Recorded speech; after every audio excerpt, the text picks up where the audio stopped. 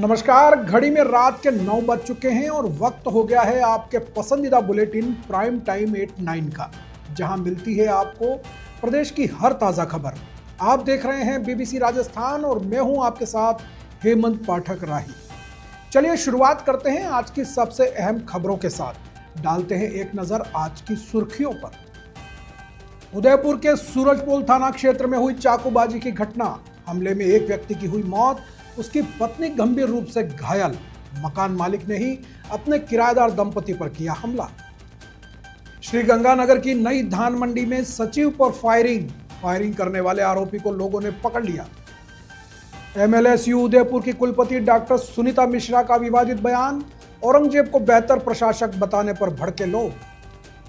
बीकानेर विकास प्राधिकरण के फैसले का विरोध, गोचर भूमि बचाने के लिए ग्रामीणों ने शुरू किया आंदोलन। उदयपुर में राष्ट्रीय लोक अदालत का सफल आयोजन।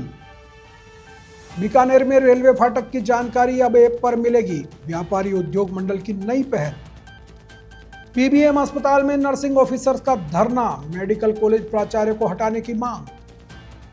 तो ये थी आज की बड़ी सुर्खियां। अब बढ़ते हैं खबरों की पूरी रिपोर्ट की ओर विस्तार से। उदयपुर के सूरजपोल थाना क्षेत्र में शुक्रवार देर शाम दंपति पर चाकूबाजी का मामला सामने आया है। हमले में पति की मौत हो गई तो वहीं पत्नी गंभीर रूप से घायल हो गई। सूरजपोल थानाधिकारी रतन सिंह चौहान ने बताया कि मकान मालिक आरोपी दिनेश बंसल ने अपने किराएदार नरपत सिंह और उसकी पत्नी पर हमला किया। दरअसल दोनों के बीच बिजली पानी जैसी बातों को लेकर काफी समय से विवाद चल रहा था। रात को विवाद इतना बढ़ गया कि मकान मालिक ने नरपत सिंह पर चाकू से ताबड़तोड़ कई वार कर दिए। उसके सीने में चाकू लगने से मौके पर ही उसकी मौत हो गई। बीच बचाव करने पहुंची नरपत की पत्नी कालीबाई पर भी चाकू से वार किया गया, जिससे वह घायल हो गई। घटना के बाद दोनों खून से लहूलुहान हो गए। पुलिस ने आरोपी मकान मालिक को डिटेन कर लिया है और पुलिस आरोपी से पूछताछ कर रही है और मामले की कार्रवाई जारी है। प्रदेश के श्रीगंगानगर की नई धान मंडी में शनिवार को कार पार्किंग को लेकर हुए विवाद के बाद एक युवक ने फायरिंग कर दी। घटना मंडी में 66 नंबर दुकान के सामने हुई, जहां मंडी सचिव सुबे सिंह से बहस के बाद युवक ने अपनी कार से उतरकर गोली चला दी। हालांकि इस घटना में कोई हताहत नहीं हुआ। घटना के तुरंत बाद मौके पर मौजूद लोगों ने आरोपी युवक को पकड़ लिया और पुलिस को सूचना दी। सूचना मिलने पर कोतवाली थाना पुलिस मौके पर पहुंची और आरोपी को हिरासत में ले लिया है। पुलिस ने घटना स्थल का निरीक्षण कर जांच शुरू कर दी है। जानकारी के मुताबिक कार पार्किंग को लेकर युवक और मंडी सचिव के बीच तीखी बहस हुई थी। बहस इतनी बढ़ गई कि युवक ने गुस्से में आकर फायरिंग कर दी। गोली चलने की आवाज़ सुनकर मंडी में हड़कंप मच गया। हालांकि युवक को तुरंत पकड़ लिया गया, जिससे कोई बड़ी घटना नहीं हुई। पुलिस मामले की गहनता से जाँच कर रही है और यह पता लगाने का प्रयास कर रही है कि युवक ने फायरिंग क्यों की और उसके पास हथियार कहाँ से आया। इस घटना से मंडी में सुरक्षा व्यवस्था को लेकर भी सवाल खड़े हो गए हैं। उदयपुर की मोहनलाल सुखड़िया यूनिवर्सिटी की कुलपति प्रोफेसर सुनीता मिश्रा के वायरल हुए वीडियो से मेवाड़ में विवाद गहरा गया है। वीडियो में इतिहास के पन्नों में क्रूर शासक कहे जाने वाले औरंगजेब को वह कुशल एडमिनिस्ट्रेटर कहती हुई नजर आ रही है। वीडियो सामने आने के बाद अखिल भारतीय विद्यार्थी परिषद ने विरोध जताते हुए जिला कलेक्ट्रेट के सामने प्रदर्शन किया। प्रदर्शन के बाद कार्रवाई की मांग को लेकर ज्ञापन भी सौंपा गया। आपको बता दें कि उदयपुर शहर के Guru Nanak PG girls college में ए रोड मैप टू विकसित भारत 2047 विषय पर कार्यक्रम आयोजित हुआ था। इस कार्यक्रम में कुलपति डॉक्टर सुनीता मिश्रा मुख्य अतिथि थी। इसी कार्यक्रम में दिए संबोधन का एक 23 सेकंड का वीडियो सामने आया है। इसमें सुनीता मिश्रा कहती हुई नजर आ रही हैं कि हिस्टोरिकल प्रोस्पेक्टिव आ जाता है तो हम बहुत राजा महाराजाओं के बारे में सुनते रहते हैं। महाराणा प्रताप हैं, पृथ्वीराज चौहान हैं, अकबर हैं, बहुत सारे अच्छे राजा उनको याद रखते हैं। कुछ औरंगजेब की तरह एज ए एडमिनिस्ट्रेटर ही इज़ ए बेस्ट। उनके इसी वीडियो के बाद बवाल मचा हुआ है। हर तरफ उनके बयान की निंदा हो रही है, तो वहीं अखिल भारतीय विद्यार्थी परिषद व अन्य छात्र संगठन इसके विरोध में आ गए हैं। अब देखना यह है कि इस मामले में आगे क्या मोड़ आता है। हाँ, पुष्पेंद्र सिंह राठौर मानक मंत्री एबीवीपी, जैसा कि हम सब देखा है, कल जो कॉन्फ्रेंस हुई थी उसमें औरंगजेब की बिटिया सुनीता मिश्रा ने जो बयान दिए, अकबर को एक महान राजा और महाराणा प्रताप के समकक्ष बताया और साथ ही औरंगजेब को जो है अच्छा प्रशासक बताया। हम इसकी कड़ी निंदा करते हैं। सुनीता मिश्रा क्या ये चाहती है कि विद्यार्थियों के बीच में नया नैरेटिव सेट किया जाए? वो किस प्रकार की बातें वहाँ करती है? उनके पूर्व में भी उनके ऊपर महिलाओं ने प्रकरण दर्ज करा रखा है और साथ ही जो भ्रष्ट शिक्षक है वो उनके साथ में घूमते हैं। तो किस प्रकार का वातावरण विश्वविद्यालय में चाहती है? हमारी एक ही मांग है कि सुनीता मिश्रा को बर्खास्त किया जाए। उन्होंने कुशल शासक बताया तो औरंगजेब कौन था, थोड़ा वो भी बताया। औरंगजेब वो था जिन्होंने सिखों के 90 गुरु को मारा था और साथ में जो अपने कहानी सुनी थी कि 4 बच्चों को जो है उन्होंने दीवार में चुनवाया था। तो ऐसे आदमी को वो प्रशासक बताती है जो हम उसकी कड़ी निंदा करते हैं। शनिवार को जिला विधिक सेवा प्राधिकरण द्वारा उदयपुर जिले के विभिन्न न्यायालयों में राष्ट्रीय लोक अदालत का आयोजन किया गया। इस दौरान आपसी समझौते और सुलह के माध्यम से सैकड़ों लंबित मामलों का निपटारा किया गया। लोक अदालत में मोटर दुर्घटना दावा, चेक बाउंस, फौजदारी और पारिवारिक विवादों से संबंधित विभिन्न मामलों को सुनवाई के लिए रखा गया था। इन मामलों को आपसी सहमति और सौहार्दपूर्ण माहौल में निपटाया गया। मामलों के त्वरित निस्तारण के लिए बैंकों और अन्य सरकारी विभागों के अधिकारी भी मौजूद रहे। जिला विधिक सेवा प्राधिकरण के सचिव एवं अतिरिक्त जिला न्यायाधीश कुलदीप शर्मा ने बताया कि लोक अदालत का मुख्य उद्देश्य समाज में भाईचारा और सद्भाव बनाए रखना है।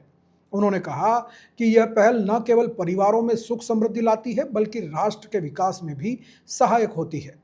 लोक अदालत के माध्यम से लोगों को कोर्ट कचहरी के चक्कर से मुक्ति मिलती है और उनके समय और पैसे की बचत होती है। लोक अदालत के दौरान कई मामले निपटाए गए और लोगों को राहत मिली।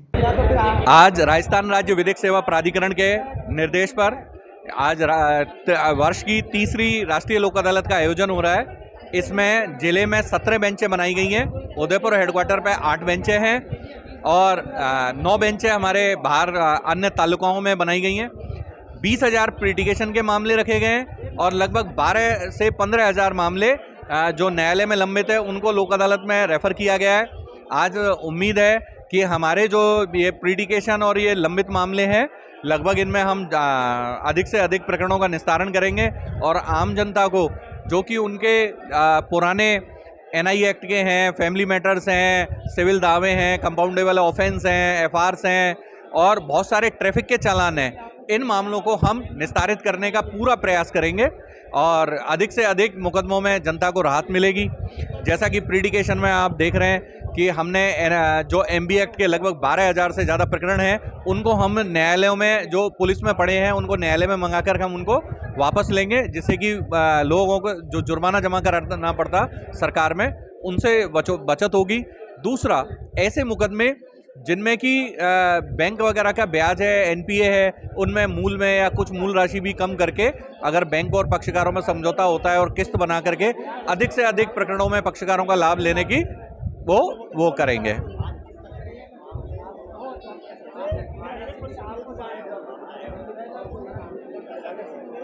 क्या चीज़ सुनाई नहीं दे रहा? जो कि सारे नए हैं, लेकिन अन्य जो न्यायालय में 8 बेंचें बनी है, मतलब जो हमारी इस बेंच के अलावा और पूरे जिले में 16 बेंचें और है, उनमें वो पुराने मामले जाते हैं। उनकी सूचना हमारे पास इकट्ठे होकर आती है, शाम तक पता लगेगी। सब तरह के मुकदमे हैं, ट्रैफिक के हैं, बैंकों के हैं, बीमा कंपनियों को हैं, चेक बाउंस के हैं और फैमिली मैटर्स हैं, MACT के मैटर्स हैं और ये सिविल दावे हैं और ये अपने क्रिमिनल कंपाउंडेबल केस है, राजीनामा योग आपराधिक मामले, यही मामले हैं आज। उदयपुर के भाजपा सांसद मन्नालाल रावत शनिवार को अपने डूंगरपुर दौरे के दौरान धर्मांतरण विरोधी बिल को लेकर भारत आदिवासी पार्टी के सांसद राजकुमार रोत पर जमकर बरसे। उन्होंने रोत को आदिवासियों और उनकी संस्कृति का सबसे बड़ा दुश्मन बताते हुए उन पर ईसाई विचारधारा पर चलने का आरोप लगाया। सर्किट हाउस में मीडिया से बातचीत करते हुए सांसद मन्नालाल रावत ने कहा कि जब देश की संसद में वक्फ संशोधन अधिनियम लाया गया था तब BJP सांसद राजकुमार रोत ने उसका विरोध किया था। उन्होंने कहा कि उस समय रोत AIMIM प्रमुख असदुद्दीन ओवैसी और आतंकवादियों को फंडिंग करने वाले एक सांसद राशिद के साथ खड़े थे। रावत ने आगे कहा कि सुप्रीम कोर्ट के निर्देशों के बाद जब सरकार ने कोटे में कोटा आरक्षण की व्यवस्था लागू करनी चाहिए तो रोत ने जनजातियों के हक का विरोध किया। उन्होंने आरोप लगाया कि जब राजस्थान विधानसभा में धर्मांतरण विरोधी विधेयक पेश किया गया तो BJP के विधायक इसके विरोध में खड़े हो गए। सांसद ने कहा कि ये लोग समाज के ठेकेदार बनकर जनजातियों की संस्कृति को नुकसान पहुंचाना चाहते हैं। उन्होंने रोत के विचारों को कैथोलिक चर्च, रांची के पादरी वेरियर एल्विन और अंग्रेजों के विद्वान मैक्स मूलर से प्रेरित बताया और कहा कि यह जनजाति समाज के साथ एक पाप है जिसे वे स्वीकार नहीं करेंगे। सांसद ने धर्मांतरण के कारण आदिवासियों को हो रहे नुकसान पर भी बात की। उन्होंने दावा किया कि अनुसूचित जनजाति को मिलने वाले आरक्षण का 72%, छात्रवृत्तियों का 70% और विकास अनुदान का 68% लाभ धर्मांतरित लोग उठा रहे हैं। उन्होंने इसे आदिवासियों के हक को छीनने वाला और अनैतिक बताया। रावत ने कहा कि 22 राज्यों में धर्मांतरण के विरोध में आंदोलन चल रहे हैं और समाज चाहता है कि अनुसूचित जाति की तर्ज पर ही एसटी की परिभाषा हो। उन्होंने कहा कि बाबा साहब अम्बेडकर ने 1950 में स्पष्ट लिखा था कि जिसने सनातन धर्म छोड़ दिया है वह एससी नहीं है। उन्होंने कहा कि बाबा साहब अम्बेडकर सबसे बड़े हिंदूवादी थे। सांसद मन्नालाल रावत ने कांग्रेस पर भी हमला बोलते हुए कहा कि इंदिरा गांधी के समय ईसाई प्रतिनिधियों के दबाव में आकर धर्मांतरण विरोधी कानून नहीं लाया गया। उन्होंने यह भी कहा कि यह कांग्रेस का सबसे बड़ा पाप है जिसका खामियाजा आज भी जनजाति के लोग भुगत रहे हैं। निश्चित रूप से विरोध कर रहे थे। यहाँ के माननीय सांसद राजकुमार राउत ने वक्फ संशोधन अधिनियम का विरोध किया था। वो ओवैसी के साथ खड़ा, वो आतंकवादियों को फंडिंग करने वाले जो एक एमपी हैं राशिद, उनके साथ में खड़े हमने देखा है, और जनजातियों के हक के विरोध में खड़े। वो कोटे में कोटा वाला जो बिलों को आरक्षण वाला की व्यवस्था आई, सुप्रीम कोर्ट ने कहा करिए, सरकार को आदेश दिया, उसका विरोध किया। बिलों के आरक्षण का विरोध किया राजकुमार राउत ने। और आप देखिए विधानसभा में इन्होंने जो धर्मांतरण विरोधी अधिनियम है, इनके चेले चपाटे जो विधायक हैं वो विरोध करते हुए नजर आए। ये जनजातियों के दुश्मन है, जनजातियों की संस्कृति के दुश्मन हैं, ये हानि पहुंचाना चाहते हैं।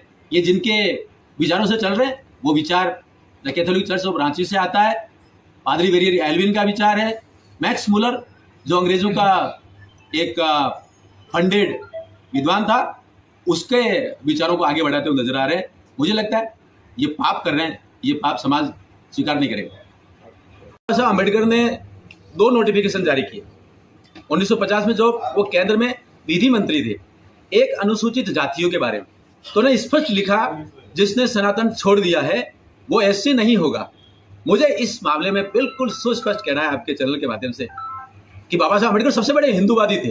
उन्होंने सनातन धर्म, संस्कृति, परंपरा का ध्यान रखा, लेकिन षड्यंत्र पूर्वक कुछ लोगों ने जो एसटी की परिभाषा थी उसको खुला रख दिया, ये कंडीशन नहीं डालने दी। आज कांग्रेस के एक महान नेता हुए कार्तिक बाबू को नमन करते हैं। उन्होंने ये प्रश्न इंदिरा गांधी जी के सामने रखा था, लगातार संघर्ष किया, लेकिन इंदिरा गांधी और बाकी सारे लोग जो हैं, ईसाइयों के 50 जो प्रतिनिधि थे और नागालैंड मेघालय के मुख्यमंत्री थे तत्कालीन काल में, उनके दबाव में आकर और उनकी धमकी कि हम अगर आपने एसटी में ये जो धर्मांतरित लोग बाहर निकाल दिए तो हम एक अलग देश की मांग करेंगे, उस धमकी के दबाव में आकर कांग्रेस ने एक बड़ा पाप किया जिसको जनजातीय समाज भुगत रहा है। एक बहुत बड़ा आंकड़ा है, मैं आपके सामने रखना चाहता हूँ कि आरक्षण का लगभग 72%, छात्रवृत्तियों का लगभग 70% और विकास का जो अनुदान आता है, ग्रांट इन एड आता है, उसका लगभग 68% धर्मांतरित लोग ले जा रहे हैं जो एसटी के नाम का है। मुझे लगता है ये अन्याय, यह अनैतिकता, यह असंवैधानिकता लगातार चल रही है। हमने आग्रह किया है और समाज आंदोलनरत है पूरे 22 राज्यों में कि ये संशोधन हो। इसको डीलिस्टिंग मूवमेंट कहते हैं। डीलिस्टिंग में एक क्लॉज है कि एससी की तर्ज पर एसटी की परिभाषा हो। मुझे लगता है निकट भविष्य में ये सुधार होगा, क्योंकि भारत का विचार भी तो यही है, बाबा साहब अम्बेडकर का संविधान भी यही कहता है, बाबा साहब खुद भी यही कहते हैं, जो हिंदू है वही एससी है, तो निश्चित रूप से जो हिंदू है वही एसटी भी होना चाहिए। बीकानेर में अक्सर रहने वाली रेलवे फाटक की समस्या का समाधान अब टेक्नोलॉजी के जरिए किया जाएगा। बीकानेर व्यापार उद्योग मंडल ने एक ऐसी मोबाइल ऐप विकसित की है जिससे लोग घर बैठे ही जान सकेंगे कि रेलवे फाटक खुला है या बंद है। यह जानकारी मिलने से शहरवासियों को ट्रैफिक जाम और इंतजार से राहत मिलेगी। बीकानेर व्यापार उद्योग मंडल के अध्यक्ष जुगल राठी ने बताया कि इस ऐप की लॉन्चिंग 15 सितंबर को की जाएगी। उन्होंने कहा कि खास गर्मियों में रेलवे फाटक पर लंबा इंतजार करना पड़ता है, जिससे समय और पेट्रोल दोनों बर्बाद होते हैं। यह नई पहल लोगों को असुविधा से बचाएगी और उन्हें पहले से ही वैकल्पिक रास्ता चुनने का मौका मिलेगा। ऐप के लॉन्चिंग समारोह में मंडल की वेबसाइट और दिसंबर में आयोजित होने वाले ट्रेड एक्सपो की भी घोषणा की जाएगी। बीकानेर के पीबीएम अस्पताल में नर्सिंग ऑफिसर से जुड़ा विवाद गहराता जा रहा है। यूटीबी और स्थायी नर्सिंग स्टाफ दोनों ही अपने अपने तरीके से विरोध प्रदर्शन कर रहे हैं और दोषी अधिकारियों पर कार्रवाई की मांग कर रहे हैं। इस विवाद के चलते स्थायी नर्सिंग ऑफिसर्स ने अनिश्चितकालीन धरना शुरू कर दिया है। नर्सिंग ऑफिसर्स एसोसिएशन के अध्यक्ष रविंद्र बिश्नोई के खिलाफ कार्रवाई न होने से नाराज स्थायी नर्सिंग ऑफिसर ने यह धरना दिया है। उनका आरोप है कि मेडिकल कॉलेज के प्राचार्य ने उनके साथ धोखा किया। Senior nursing officer Satish Kumar ने बताया कि प्राचार्य ने पहले अध्यक्ष को कार्यमुक्त करने का आदेश जारी किया, लेकिन बाद में वे इससे मुकर गए और मामले की जांच के लिए कमेटी बना दी। नर्सिंग ऑफिसर्स ने अब सरकार से स्पष्ट मांग की है कि मेडिकल कॉलेज की प्राचार्य डॉक्टर गुंजन सोनी और नर्सिंग एसोसिएशन के अध्यक्ष रविंद्र बिश्नोई दोनों को उनके पदों से हटाया जाए। उन्होंने चेतावनी दी है कि जब तक उनकी मांगें पूरी नहीं होंगी तब तक वे काम पर नहीं लौटेंगे और उनका यह अनिश्चितकालीन धरना जारी रहेगा। बीकानेर विकास प्राधिकरण द्वारा जिले के 181 गांवों की गोचर भूमि को प्राधिकरण में शामिल करने के फैसलों का विरोध तेज हो गया है। इस भूमि को मास्टर प्लान 2043 के तहत आवासीय परियोजनाओं और गोदामों के लिए आरक्षित करने की योजना है, जिसके खिलाफ गोचर और गौशाला सदस्यों ने एकजुट होकर आंदोलन की रणनीति बनाई है। इस फैसले के विरोध में गोचर भूमि भीनासर के उपाध्यक्ष शिव गहलोत ने एक बैठक में बताया कि जिन अधिकारियों ने गोचर भूमि को बीडीए में शामिल करने का आदेश जारी किया है, उन्हें हटाने की मांग को लेकर 1 लाख लोगों के हस्ताक्षर किए जाएंगे। उन्होंने कहा कि बीकानेर जिले के सभी गोचर और गौशाला संरक्षकों के साथ मिलकर एक बड़ा आंदोलन चलाया जाएगा। शिव गहलोत ने कहा कि यह फैसला बीकानेर की जनता की भावनाओं को ठेस पहुंचा रहा है। उन्होंने भाजपा प्रतिनिधियों से भी गाय और गोचर को बचाने के लिए अपनी सरकार पर दबाव बनाने का अनुरोध किया। उन्होंने साफ तौर पर कहा कि गोचर भूमि को नष्ट करने के इस आदेश के लिए सिर्फ संबंधित अधिकारी ही जिम्मेदार हैं। इस आंदोलन का मुख्य उद्देश्य गोचर भूमि को बचाना है, जो कि पशुओं के लिए चारागाह के रूप में महत्वपूर्ण है और जिसका धार्मिक और सामाजिक महत्व भी है। बीकानेर विकास प्राधिकरण ने बीकानेर सहित 181 गांवों की गोचर भूमियों को बीडीए में शामिल करने का निर्णय लिया है और इन सारी गोचर भूमियों को भी आवासीय परियोजना, गोदाम, पब्लिक यूटिलिटी के लिए नए मास्टर प्लान 2043 के लिए आरक्षित कर दिया गया है। तो हमारे जितने भी गोचर समितियों के सदस्य हैं, गौशालाओं, गौ सेवकों के जो जितने भी मेंबर हैं, सब ने इसके विरोध आंदोलन करने की रूपरेखा तैयार करने के लिए आज ये मीटिंग रखी है। हमारा इसमें ये तय हुआ है कि 19 तारीख को हम एक विशाल प्रदर्शन जिला कलेक्टर बीकानेर के सामने करेंगे और जिन अधिकारियों ने बीकानेर की सांस्कृतिक और धार्मिक आस्था का प्रतीक इस गोचर भूमि को नष्ट करने की कोशिश की है, उन सबको बीकानेर से हटाने के लिए 1 लाख लोगों के हस्ताक्षर अभियान की शुरुआत की जाएगी। 14 तारीख से 18 तारीख तक बीकानेर जिले के हर धार्मिक सांस्कृतिक संस्था के अध्यक्ष से मिलकर इस गोचर आरक्षण आंदोलन में इनको साथ लेने की कोशिश की जाएगी। तो यहाँ के जो जनप्रतिनिधि हैं उनसे भी कोई बात हुई कि आप लोगों ने? जनप्रतिनिधियों से हमारे मिलने का कल से प्रोग्राम शुरू होगा। बीजेपी के जो जनप्रतिनिधि है उनसे मेरा निवेदन है कि आपकी मजबूरी है, लेकिन आप अपनी सरकार पे प्रेशर बढ़ाओ कि गाय गोचर की भूमि को सुरक्षित करें। बीकानेर का जिला प्रशासन बीकानेर की जन भावनाओं को आंदोलित करने के लिए कृत्य कर रहा है, जिसका हम विरोध करते हैं। तो ये थी आज की बड़ी खबरें। राज्य की हर छोटी बड़ी हलचल को जानने के लिए जुड़िए हमारे साथ हर रात 9 बजे बीबीसी राजस्थान प्राइम टाइम 8-9 पर। अगर आप भी अपने क्षेत्र, संस्था, समाज या संगठन की खबरें हमारे साथ साझा करना चाहते हैं तो हमसे संपर्क करें 9414102499 पर। और राजस्थान की हर ताज़ा जानकारी के लिए फॉलो करें और सब्सक्राइब करें हमारे इंस्टाग्राम व यूट्यूब चैनल बीबीसी राजस्थान को। नमस्कार।